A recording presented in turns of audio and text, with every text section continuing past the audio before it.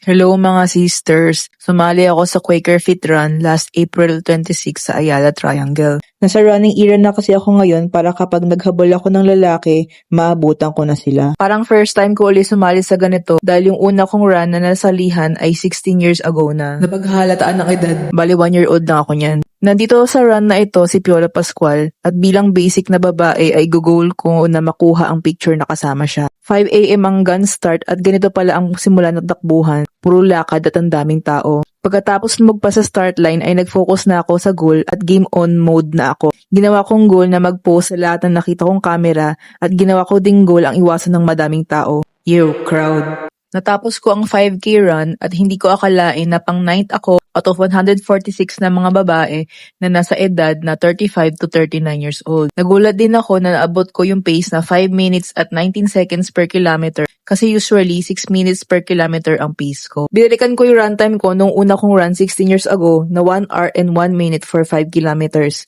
Ngayon naman ay 36 minutes na. Ang winner lang kasi mas malakas ako ngayon kesa nung mas bata ako. Life only gets better as we grow older. Pero ang winner sa lahat ay itong blush on ko na sa kabila ng pawis at init, matindi pa din ang kapit. Mag-beauty vlogger kaya ako. Yun lang.